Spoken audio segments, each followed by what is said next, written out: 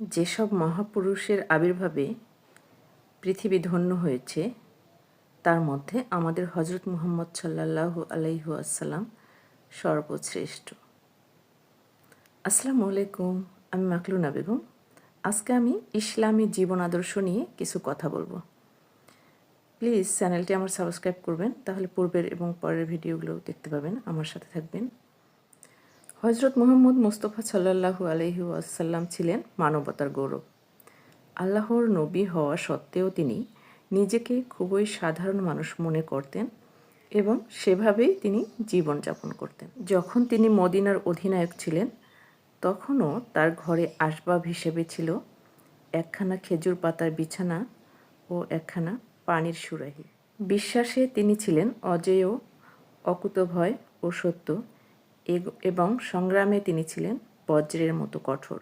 মক্কা বিজয়ের পর সাফা পর্বতের পাদদেশে বসে হজরত বক্তৃতা করছিলেন। এমন সময় একজন লোক এসে ভয়ে কাঁপতে লাগলো। হজরত জীবনে কখনোই কাউকে কড়া কথা বলেননি, কাউকে অভিসম্পাত। হজরত তখন অভয় দিয়ে বললেন, কাঁপছ কেন?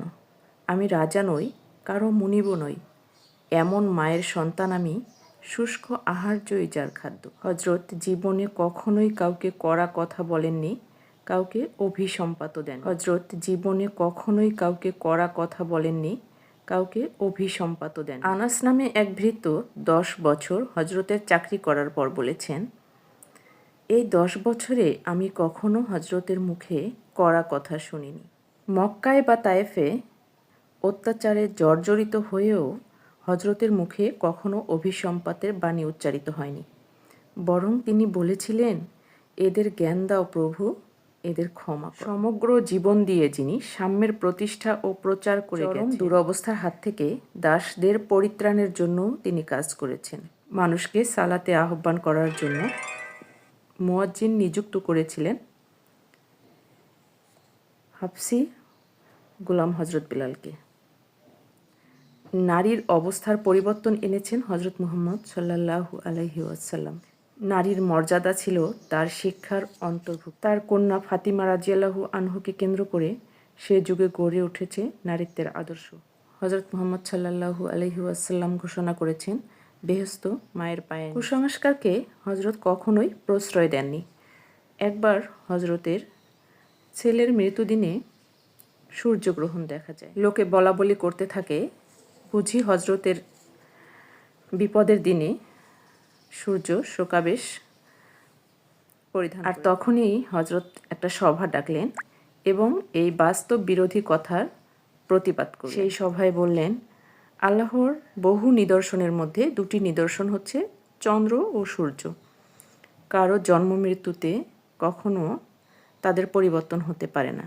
এটা কুসংস্কার ছাড়া আর কিছু না। জ্ঞানের প্রতি বেশি শ্রদ্ধা রেখে তিনি বলেছিলেন, জ্ঞান সাধকের দোয়াতের কালি শহীদের রক্তের চেয়েও দাম। হজরত মুহাম্মদ সাল্লাল্লাহু আলাইহি ওয়াসাল্লাম জ্ঞানের উপরে জোর দিয়েছিলেন সবসময়। তিনি বলেন, জ্ঞান যেন হারানো উটের মতো, তাকে যেখান থেকেই হোক খুঁজে বের করো। আজকে আমার এই ভিডিওটা বানানোর উদ্দেশ্য বা এই কথাগুলো বলার উদ্দেশ্য হচ্ছে, আমরা যারা মুসলিম আছি তারা যদি ইসলামী আদর্শ, ইসলামী শরিয়া মোতাবেক জীবন ধারণের প্রাথমিক পর্যায় থেকে শুরু করতে পারি, যেমন জন্ম, মৃত্যু, বিয়ে, এখনও আমাদের অনেক কুসংস্কারের মধ্য দিয়ে প্রচলিত হচ্ছে। সমাজের একটু একটু করে আমরা যদি এই প্রচলনগুলোকে পরিবর্তন আনতে পারি, ইসলামী আদর্শে, ইসলামী শরিয়া মোতাবেক কুরআন সুন্নাহর আলোকে যদি জীবন ব্যবস্থা গড়ে তুলতে পারি, সেটা মনে হয় আমাদের দুনিয়া এবং আখিরাতের জন্য অনেক ভালো হবে। ভিডিওটা ভালো লাগলে অবশ্যই লাইক, কমেন্ট, শেয়ার করবেন, সাপোর্ট করবেন, আমাকে পাশে থেকে দোয়া করবেন। কথা হবে অন্য একদিন অন্য কোনো ভিডিওতে।